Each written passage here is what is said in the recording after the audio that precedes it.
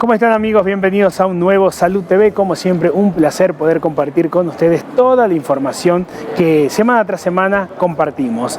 En el mes de octubre siempre se habla sobre el cáncer de mamas y hacer referencia a este tema particularmente a muchos le causa temor. América Gómez es una mujer que hace 8 años recibía a lo mejor la peor noticia de su vida. Hoy, después de lucharla y combatirla día a día, puede decir que venció al cáncer. Un testimonio en primera persona, un mensaje muy claro, muy alentador de cómo sobrellevar esta enfermedad. América Gómez hablando sobre cáncer de mama y una historia muy particular.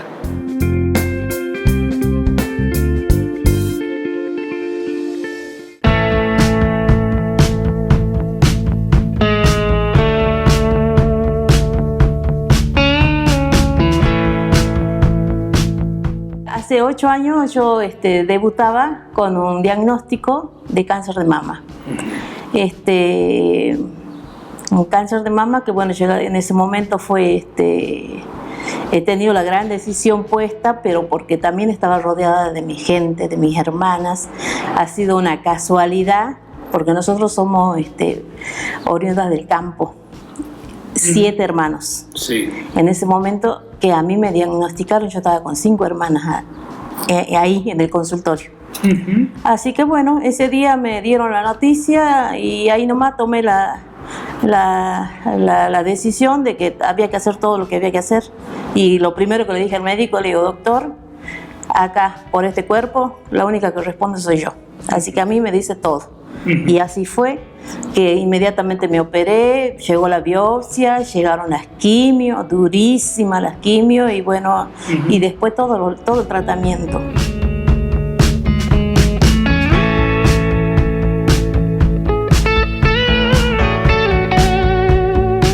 Me detectan porque yo iba a natación, era el año que había heladas, que había nevada, y yo en medio de la nevada iba a natación.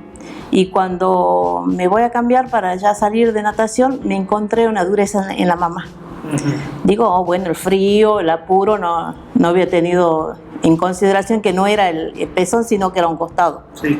Así que bueno, consulté, me hicieron la mamografía y bueno, y estaba la novedad. Tenía un cáncer encapsulado. Así que bueno, fue rapidísima la operación y bueno, tuve que poner muchísimo esfuerzo para poder superarlo.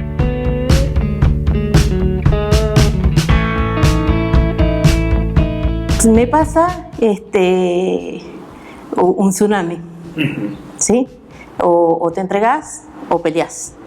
Y bueno, no sé, a mí me han criado guerrera. Yo siempre he sido luchadora por la vida. Así que bueno, dije, acá estoy, mano de Dios, pero yo la voy a pelear. Y así fue, y la peleé. Senté a mis hijos esa noche, les conté lo que tenía que pasar. Yo en ese tiempo estaba formando una pareja nueva. Así que convoqué a mis hijos, les conté lo que me estaba sucediendo y bueno, les dije, acá la mamá va a hacer todo lo que tenga que hacer. Y ustedes se ocupan lo menos que puedan conmigo. Ustedes hagan su vida, ármense, pónganse fuerte, que acá vamos a pelear, cada uno en su lado. Y así lo hicimos, gracias a Dios.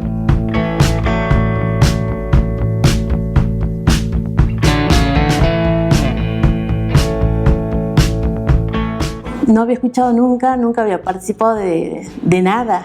No escuché nombrar. Y eso que me pasó a mí fue también sorprendente, porque mi papá 2 años antes murió. Y mi papá murió con el diagnóstico de cáncer de mama. Y entonces la noticia en ese momento era que no sabíamos que los hombres tenían cáncer. Y mi papá lo tuvo. Así que eso fue la herencia de mi papá. Y bueno, y orgullosamente puedo decir que ya estoy curada, porque me dieron el alta. Estos años, que han sido 8 años, para nada fáciles, para nada fáciles, porque te viene el tema de la depresión. Eso es inevitable. Inevitable, y hay gente que la tolera bien, que busca el camino para salir, y otras que no tanto. Entonces, yo por suerte siempre digo que soy una bendecida, tuve suerte porque encontré gente que me supo acompañar.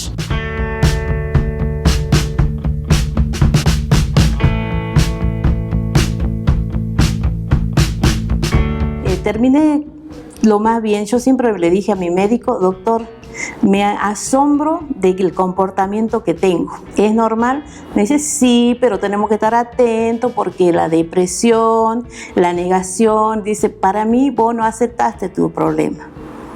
Y bueno, llegó el momento que sí, me cayó la ficha y empecé con la depresión. Bueno, empecé con temas con psicólogos, psiquiatras que me ayudaban, y después no le veía yo la forma, no me entendía con los profesionales psicólogos, y digo, no, tengo que ver yo sola de salir de esto, porque era una situación angustiante que me llegaba al llanto. Podía estar todo un día, 2 días, 3 días llorando sin saber por qué, un llanto sin ganas, y a su vez un llanto que no lo podés controlar. Y entonces mis hermanas me sacaban, mi pareja me sacaba, salía mucho de viaje, todo, pero no era suficiente, siempre pasaba algo que me deprimía.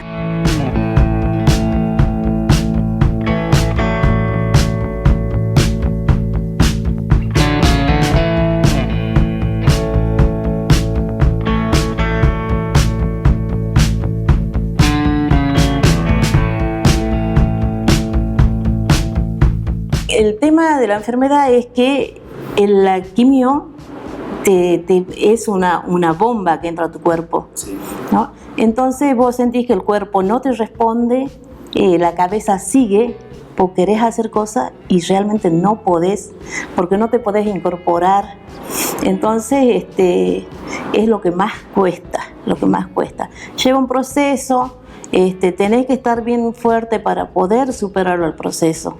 Bueno, y después lo pude hacer. La radiación también es dolorosa porque a mí me quemó mucho la piel, me irritó, se hicieron ampollas, lastimado, que antes no lo tenía, y bueno, pero bueno, pasó, pero pasaron años. Te digo que este es el 8º año y recién logré que me den la alta oncológica.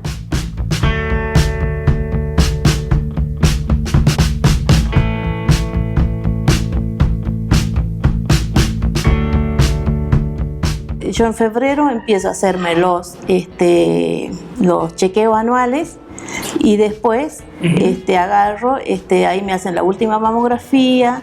Ya durante todos estos 8 años yo estuve tomando la medicación y bueno, y grata sorpresa que el médico me dijo que estaba en condiciones de que me dé la alta oncológica.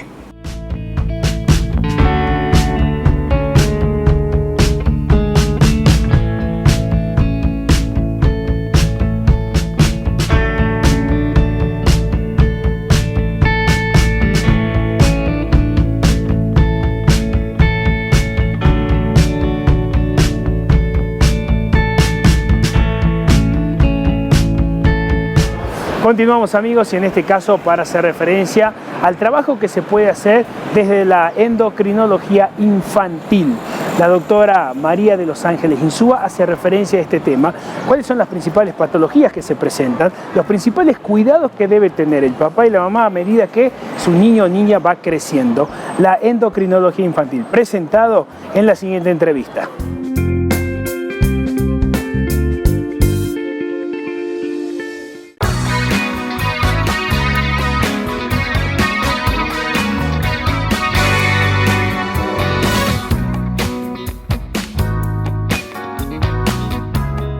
Bueno, la endocrinología infantil es el área de la medicina dentro de la pediatría donde tenemos los trastornos de las glándulas, de la secreción o de la formación de hormonas de las glándulas de secreción dentro del organismo. Sí. ¿Qué es esto? Un poco, hay sustancias que cumplen diferentes funciones dentro del organismo y que se secretan por las llamadas glándulas. Por ejemplo, la que todos conocemos, glándula tiroides o el páncreas, en el caso de los diabéticos que secretan insulina o no la secretan realmente en las personas que tienen problemas de diabetes. Entonces es como que son múltiples sustancias que los que hacemos endocrinología nos encargamos de ver que si funcionan bien, si están adecuados o no a los pacientes y hoy, por ejemplo, el crecimiento, sobre todo en pediatría, es un tema que nos preocupa mucho y que es parte de nuestra área, el tema del crecimiento de los niños.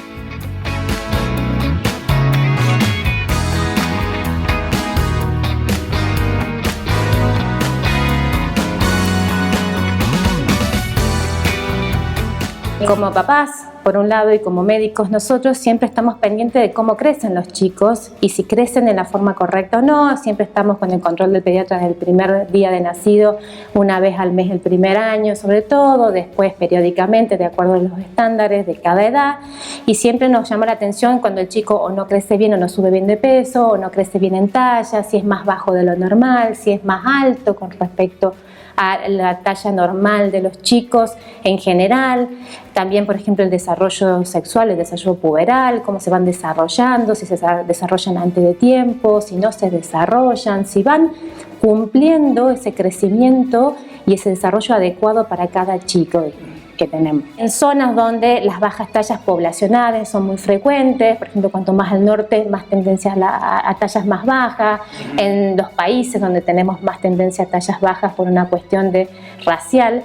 Entonces, saber si eso es normal o no, si sigue o no estándares adecuados. Entonces, en estos pacientes la consulta por baja talla es muy frecuente. Aún cuando los papás son bajos, los pediatras nos alarman saber si ese chico sigue una genética familiar y está adecuada o no.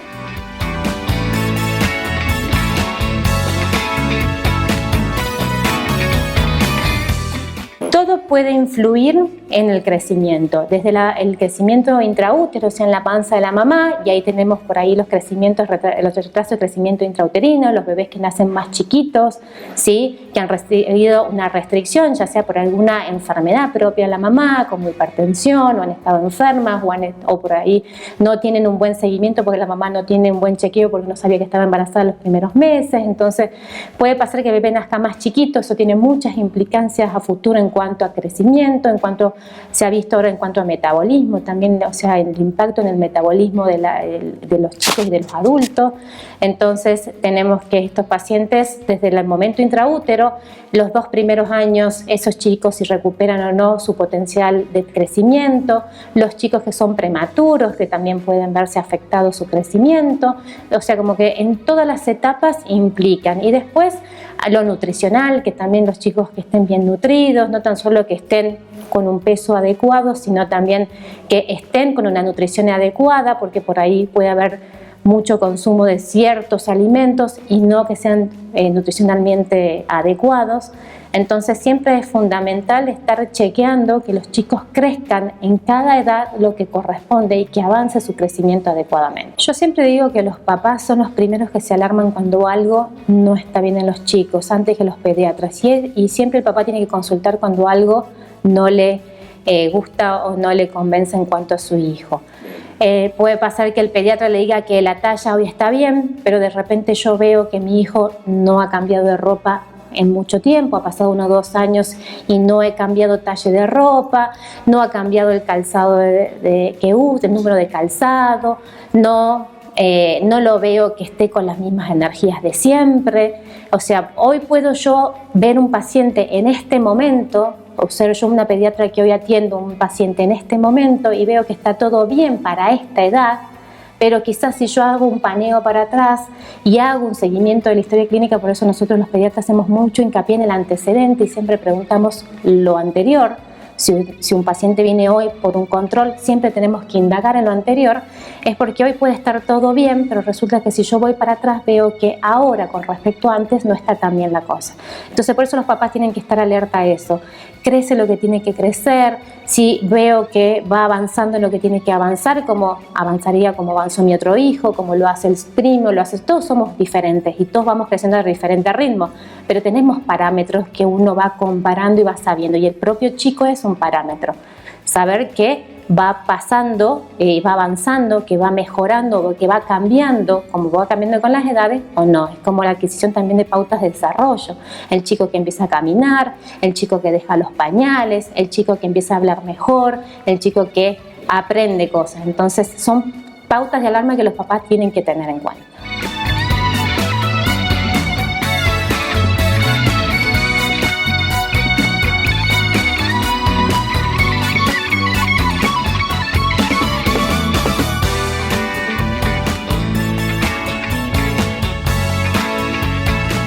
Momento de la pausa, amigos, compartir con ustedes nuestros auspiciantes y enseguida continuamos con mucha más información.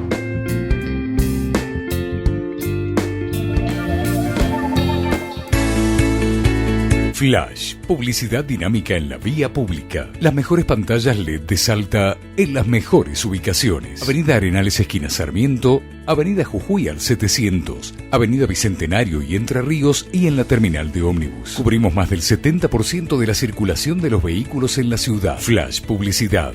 Cotizaciones a medida.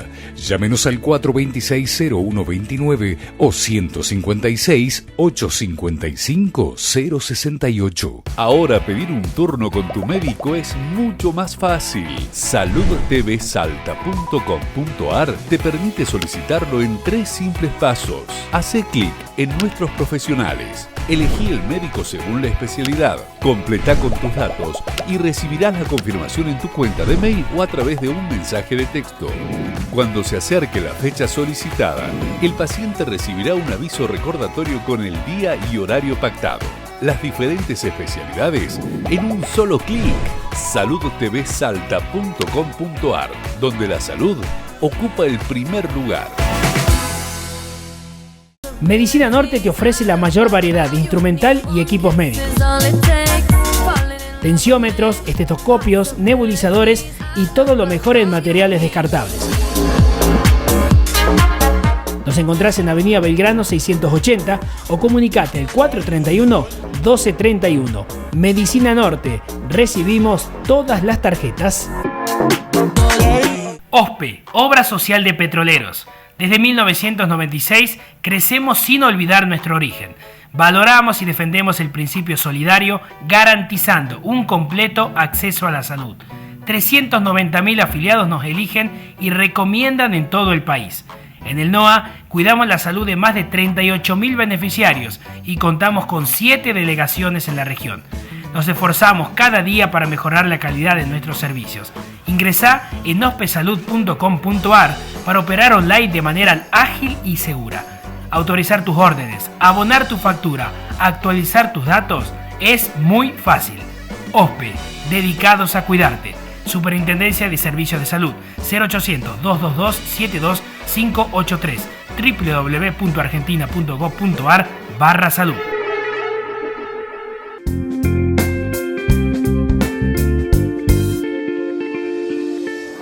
Continuamos, amigos, y en este caso para hablar de cardiología y los implantes que se pueden realizar a un corazón que no está funcionando de la manera adecuada. El doctor Sergio Argiró lo explica con mayores detalles directamente desde el Sanatorio San Roque a este tema tan interesante.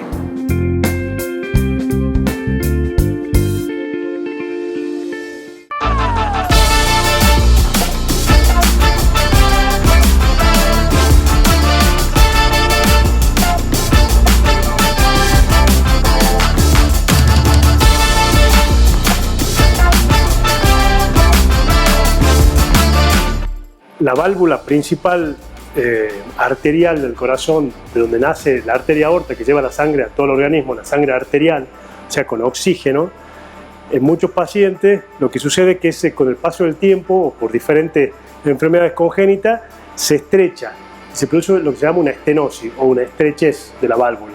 Por supuesto, como el corazón es una bomba muy noble, se esfuerza para vencer esa obstrucción hasta poder abrir la válvula.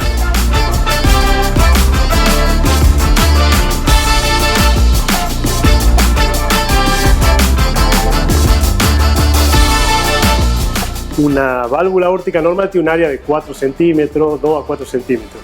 Cuando hay una estenosis aórtica severa es menor a 1 centímetro. Y todo el flujo hacia el organismo tiene que salir por ese orificio en la misma unidad de tiempo, o sea, tiene que mantenerse el caudal, en una palabra, a expensas de un extremo trabajo de la bomba, que es el corazón. Eso por un tiempo puede ser tolerado por el corazón, pero a través del tiempo se va desgastando y va sufriendo y llega drásticamente a la insuficiencia cardíaca, incluso a la muerte súbita.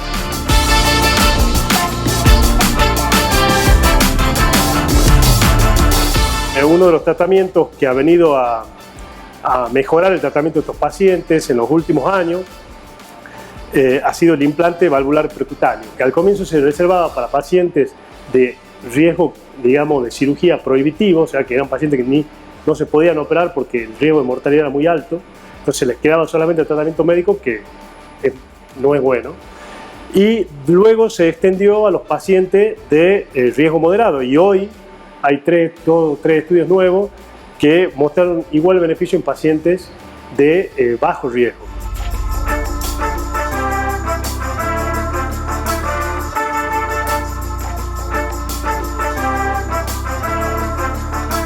Ahí hay un balón y se puede ver la indentación de la estrechez. El balón es esto, todo esto, y la estrechez como está venciéndose por el balón. Y a través de ese mismo procedimiento lo que se hace, esto sería el anillo aórtico, donde está la válvula, se está liberando una válvula que viene montada en un stent, como lo están viendo, hasta que se libera y ya la obstrucción no existe. Son pacientes que tienen muy bajo riesgo de complicaciones.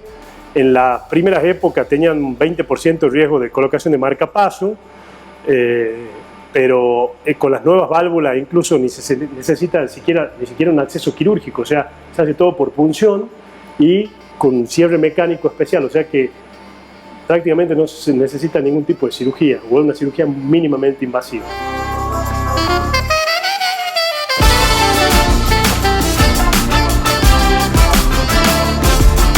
Restablece el área de la válvula y en vez de tener que enviar la sangre o ese caudal de sangre por un lugar que tiene 0,5 centímetros cuadrados, lo hace por un área de más de 2 centímetros cuadrados. Entonces lo aliviana de todo el trabajo que está realizando y restaura el caudal normal del organismo. Generalmente hay tres tipos de síntomas que presenta esta enfermedad cuando se vuelve sintomática. Son el síncope, o sea, la pérdida de conocimiento, las caídas, sobre todo en esfuerzo, el dolor de pecho o angor, que le decimos nosotros, que es por el bajo flujo que llega a las arterias coronarias, entonces simula una obstrucción de las arterias del músculo cardíaco, las pequeñas arterias. Y el más grave de todo, que es la insuficiencia cardíaca. Está estipulado de que los pacientes que comienzan con síncope, angor o disnea, según esa evolución, tienen una sobrevida de 5, 3 o 2 años. O sea que los síntomas, una vez que aparecen, son irreversibles si no se tratan.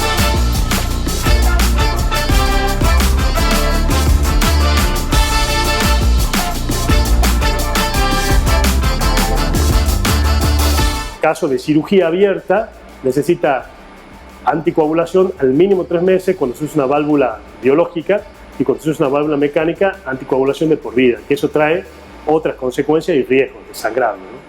Bueno, estas imágenes que estamos viendo en la pantalla corresponden al primer paciente que se realizó un implante valvular percutáneo aquí en el Sanatorio San Roque, donde disponemos de esta tecnología que la verdad que nos permite hacer todo lo que se hace en el mundo de una manera muy segura y eficiente además.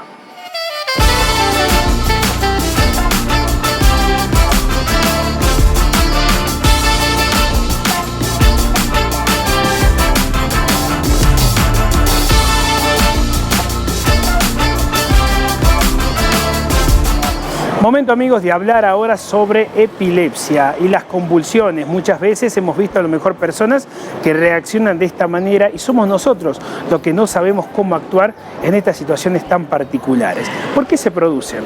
¿Qué es lo que uno debe hacer en este tipo de circunstancias? Este tema lo explica la doctora Noelia Flores en la siguiente entrevista.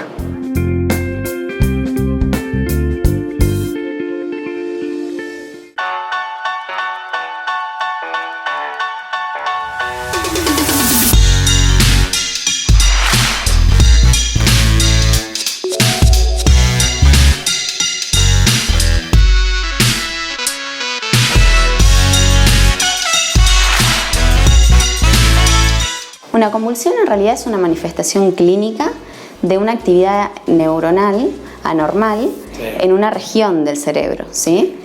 Y epilepsia es un trastorno neurológico que está caracterizado por predisposición a presentar crisis convulsiva a lo largo del tiempo. Entonces, se considera a un paciente epiléptico cuando tiene una predisposición mayor al 60% de presentar crisis convulsivas a lo largo de la vida.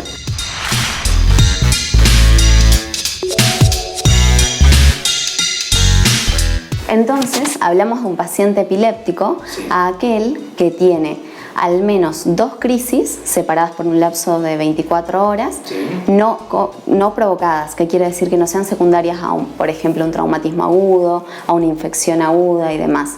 O aquellos pacientes que tengan una sola crisis convulsiva, pero que tengan algún estudio complementario anormal.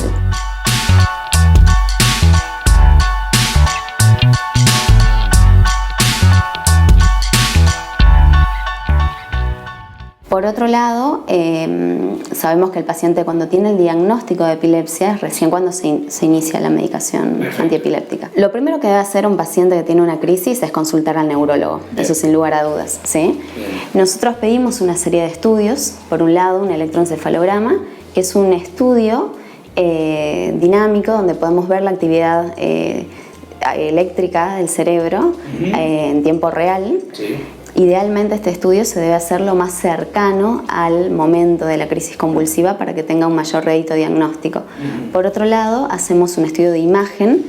Salvo excepciones, pedimos una resonancia de cerebro, que es un estudio que nos permite ver con mayor definición el cerebro.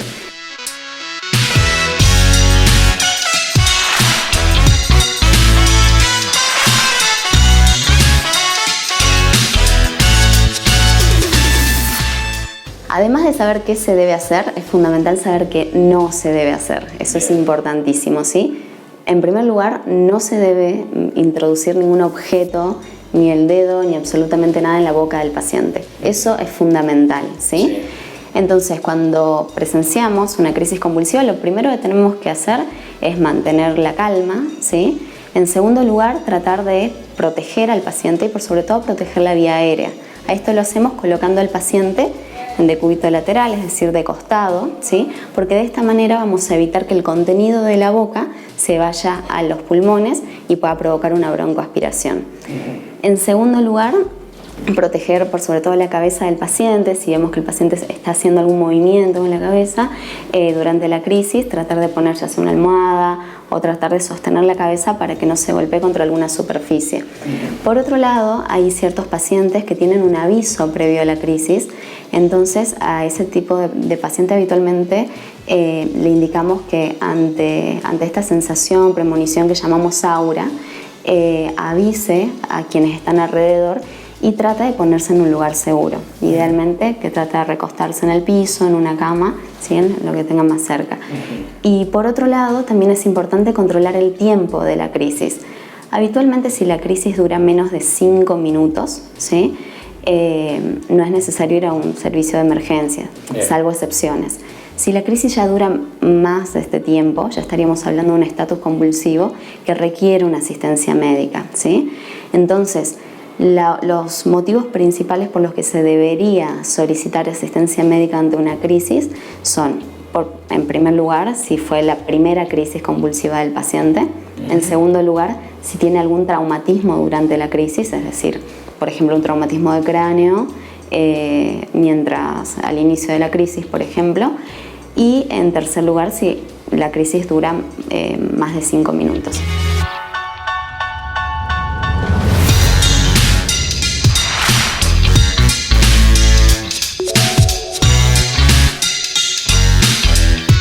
Existen diferentes tipos de crisis, ¿sí?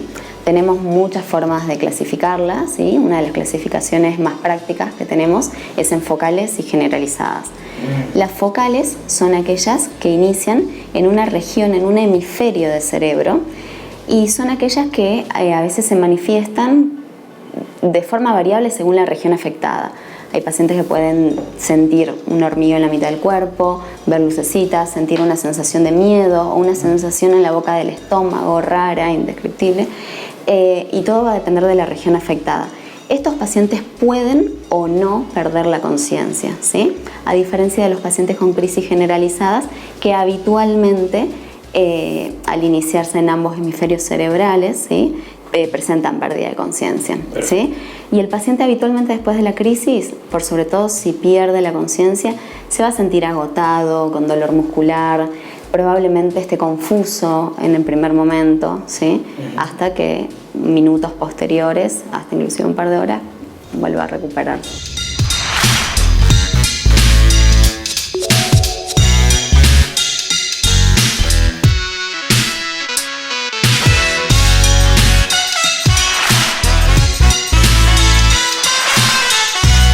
Llegamos al final, amigos, de nuestro programa. Como siempre, un placer encontrarnos con ustedes todas las semanas para compartir esta información tan interesante.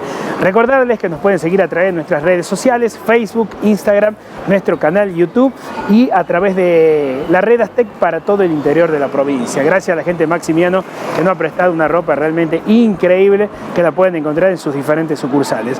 Además, recordarles que podés encontrar el médico que necesitas en un solo lugar, www.saludtvsalta.com.ar. Nos encontramos, amigos, la próxima semana.